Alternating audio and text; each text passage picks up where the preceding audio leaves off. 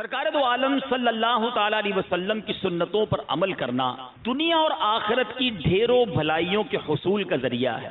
حضرت سیدنا انس بن مالک رضی اللہ تعالیٰ عنہ سے مروی ہے، اللہ کے محبوب دانائے غیوب صلی اللہ تعالی علیہ وآلہ وسلم نے ارشاد فرمایا، من احب سنتی فقط احبنی ومن احبنی کانا معی فی الجنہ۔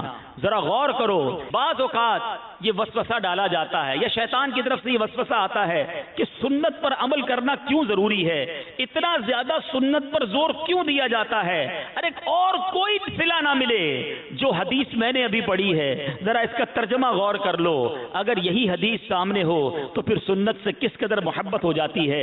میرے آقا مدینے والے مصطفیٰ فرماتے ہیں، ترمذی شریف کی حدیث میں نے ابھی بیان کی، من احب سنتی، جس نے میری سنت سے محبت کی، فقط احبنی، اس نے مجھ سے محبت کی، ومن احبنی کانا معی فی الجنہ، اور جس نے مجھ سے محبت کی وہ جنت میں میرے ساتھ ہوگا۔ اگر سنت سے محبت کی برکت سے سرکار کا جنت میں ساتھ مل جائے تو پھر اور کیا چاہیے۔ سرکار دو عالم صلی اللہ تعالی علیہ وسلم کا ایک اور فرمان سنیے۔ آج معاشرے میں لوگ بڑا عجیب کانسیپٹ بنائے بیٹھے ہیں، یار سنت ہی ہے نا، فرض تو نہیں، واجب تو نہیں نا، سنت پر عمل نہیں کریں گے تو سنت ہی کا ترک ہوگا۔ نہیں نہیں میرے بیچ اسلامی بھائیوں، سنت پر عمل کرنا یہ عشق رسول کی دلیل ہے، یاد رکھیے۔ میرے آقا علیہ الصلوۃ والسلام فرماتے ہیں، آج لوگ کہتے ہیں میں مسلمان، پکا مومن، میں جناب پکا مسلمان ہوں۔ سوال یہ ہے کہ کون چیک کرے گا کہ کامل مومن کون ہے؟ کوئی تو پیرامیٹر، کوئی تو پیمانہ بنانا پڑے گا نا کہ سرکار علیہ الصلوۃ والسلام کا سچا امتی کون ہے، پکا مومن کون ہے۔ سرور کائنات صلی اللہ تعالی علیہ وسلم خود فرما رہے ہیں، آپ نے بخاری شریف کی حدیث بھی ہے، کئی حدیث کی کتابوں میں یہ حدیث لکھی گئی، پھر پیارے آقا نے خود طریقہ بتا دیا کہ کامل مومن کون ہوتا ہے۔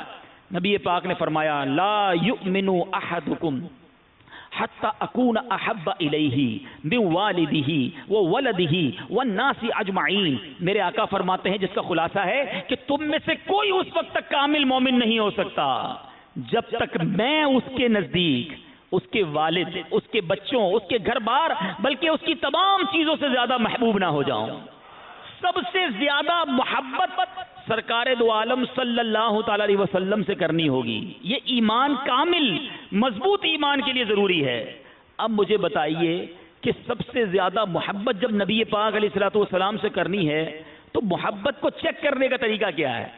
میں کہوں کہ میں نبی پاک علیہ الصلوۃ والسلام کا غلام ہوں، مگر میرا نہ انداز پیارے آقا والا ہو، نہ میرا کردار سرکار علیہ الصلوۃ والسلام کے طریقے والا ہو، نہ میری گفتار پیارے آقا کے انداز والی ہو، مطلب میرے سراپے میں کہیں بھی سنت رسول نظر نہ آئے اور میں کہوں غلامی رسول میں موت بھی قبول ہے، تو سچ بتاؤ یہ نعرہ درست ہے کہ نہیں؟ ہمارے انداز غیروں والے ہوں، نبی پاک علیہ الصلوۃ والسلام کے دشمنوں والے ہوں، جو لوگ سرکار علیہ الصلوۃ والسلام کو اپنا نبی نہ مانے، میرا لباس اگر ان جیسا ہو، چہرہ ان جیسا ہو، عادتیں ان جیسی ہوں، اور میں کہوں کہ میں سچا مسلمان ہوں، میں نبی پاک کا سچا امتی ہوں، اپنے آپ سے پوچھئے یہ دعویٰ سچا ہے یا جھوٹا ہے؟